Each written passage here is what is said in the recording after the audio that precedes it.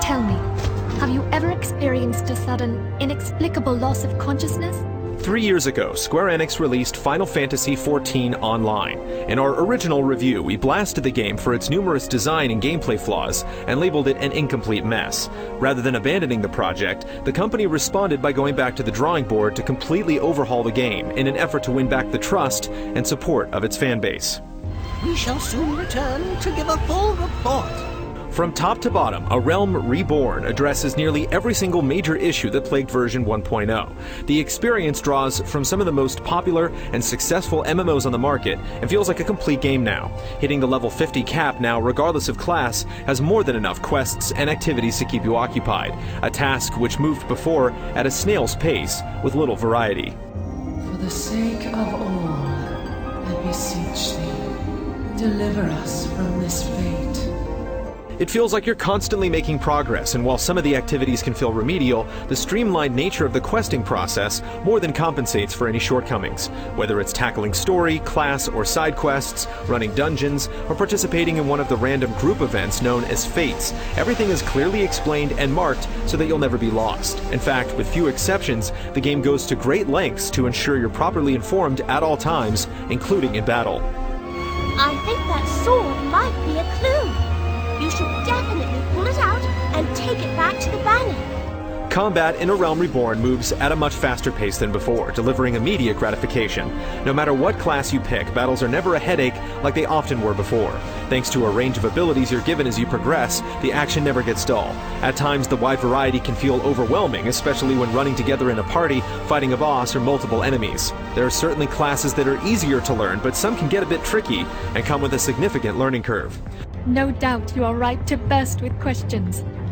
But have patience. All will be revealed in time.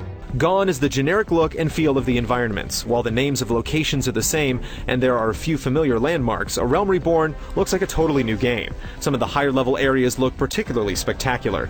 Even the starting locations don't hold back, offering lavish attention to detail. You'll constantly find yourself wanting to go off into a remote area to explore, or just stop at a perfect viewpoint to take in the sights. Only believe, for the light liveth in thy heart. Despite the scenic beauty, crisscrossing the same zones over and over again can be abated with much improved travel options. Early on, you get the ability to teleport for a minimal fee to any area you've already visited, but you can also charter ferries, airships, and chocobos to take you along predetermined routes. Additionally, you'll unlock various mounts as you progress through the game to quicken your travel time to any spot on the map.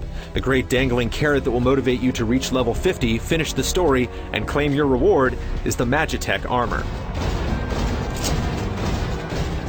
While a good chunk of the path to hitting your level cap can be done solo, there are times you have to partner up with other players to accomplish your next task. If you're with a group of friends, you can form a party and tackle these instanced events together. The solo-minded can use the Duty Finder system, which pairs players together quickly and efficiently. Occasionally, the wait for the Duty Finder to create a party and reserve an instance can take some time, but compared to other MMOs, it's never unreasonable. I have awaited your coming. The dungeons are easily the highlight of the experience, with ever-increasingly difficult objectives and monsters to overcome. Each one comes with a unique hook, and just when you get complacent, you're thrown something new and unexpected. They're intense, hour-long marathons with challenging bosses that require diverse tactics and impeccable teamwork. They're also the best place to get new gear and level up. Understood. Over and out. Speaking of gear, the lack of an auction house was a huge oversight in the initial release, remedied in A Realm Reborn. You still have to create a retainer that can sell up to 20 items at a time in the markets, but you won't have to manually search through each retainer's wares. Instead, you can go up to any one of several bulletin boards within the major cities and use a very efficient and thorough search tool to browse the entirety of all items being sold on the server. Simply find if an item is available, and if the price is right, you can buy it on the spot. It's a bit tedious to have to research prices if you're a seller, but it's a much improved system. Please bear word of these developments to Brother Esumiya.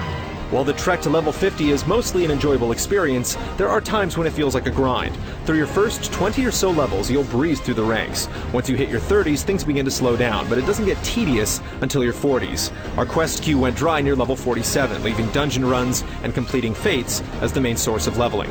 Once we hit 49, a plethora of new quests opened up, making us wonder why the quests weren't more evenly distributed amongst the mid-lower levels to ease the tedium. Our single objective is the preservation of the future of Eorzea. Once you hit 50 and complete the main story, it's off to the endgame content, quests and dungeons designed to keep you coming back to play the game. Sure, you can level up other jobs or crafting classes, but it's these dungeons and instances that determine if players will stick around.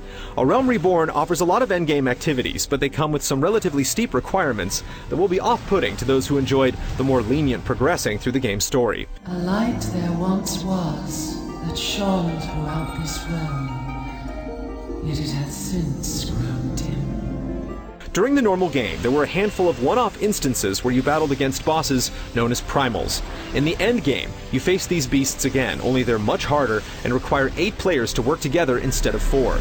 Even if the team executes a sound strategy, success isn't guaranteed. That's because your gear is a huge factor, and if you aren't properly equipped, it's likely you won't survive the encounter. Power to banish the darkness, dwelleth in the crystals of light. Unless you're with a group of friends, randomly pairing up with players with the duty finder isn't optimal. There's no way to inspect gear before being paired up, and waiting 20 to 30 minutes to get into the battle only to see ill-equipped teammates is frustrating. Square Enix already said the option to inspect gear is coming, but for now it's an endgame rough patch. Please, be at ease. You are among friends here. In order to be properly equipped for these primal battles, you'll need to run dungeons to earn items known as tomes, which can then be turned in for better gear. Or you can run some of the endgame dungeons like Ampedor Keep or Wanderer's Palace, where proper gear drops. The trouble with either strategy is that one way or another you're going to be repeatedly running the same dungeons or events dozens of times in order to obtain the right equipment to handle the harder versions of the primal battles. No matter how you look at it, the endgame is a grind and a serious time sink. Have you ever had the sensation of being pulled away from reality? Of course, sometimes you have to work hard to get something worthwhile, and that's exactly the type of bragging rights that await those who overcome the endgame's hurdles to obtain the ultimate gear. Just be warned that you will have to repair these precious relics routinely, and the cost of each repair is steep.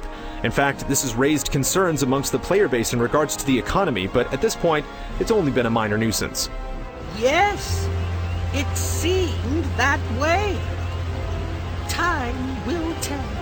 One other sticking point that may be off-putting to MMO veterans is the lack of traditional PvP. Currently, PvP is absent from the game, but a future update will add a Coliseum event where players can square off against each other. And this occurs to you now? It's clear A Realm Reborn is a much improved game, but it's only now that we've completed the story and participated in the endgame that we realize the full extent of the improvement.